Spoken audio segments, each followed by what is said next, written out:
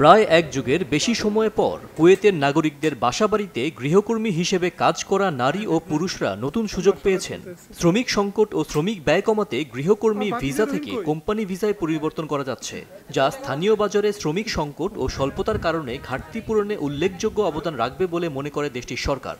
বাংলাদেশ, ভারত, শ্রীলঙ্কান প্রবাসীরা সবচেয়ে বেশি এই সুযোগ গ্রহণ করেছেন। দীর্ঘ সময়ের পরে প্রবাসীরা নিজেদের দক্ষতা ও সুযোগ সুবিধা অনুযায়ী বিভিন্ন কোম্পানিতে ভিসা পরিবর্তন করেছে।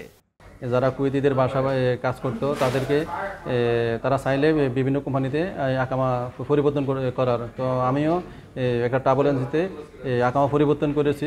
আমি আসলে স্পন্সরশিপ ভিসা থেকে প্রাইভেট সেক্টরে ভিসা ট্রান্সফার করতে পেরেছি। এটা আসলে আমার জন্য খুবই একটা আনন্দের বিষয় যে এখন আমি নিজে স্বাবলম্বী হতে পারবো, কেননা প্রাইভেট সেক্টরে আমি যে কোনো জায়গায় আমার অভিজ্ঞতা অনুযায়ী কাজ করতে পারবো।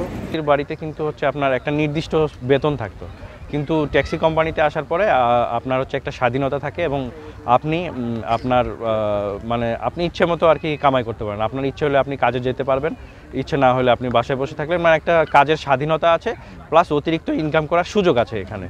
শ্রমিক ব্যয় কমাতে নিজ দেশের ভিতরে থাকা শ্রমিক চাহিদা পূরণে ২০ নম্বর গৃহকর্মী হতে ১৮ নম্বর শোন কোম্পানির ভিসা পরিবর্তন ১৪ জুলাই থেকে ১২ সেপ্টেম্বর পর্যন্ত সময় দেওয়া হয়।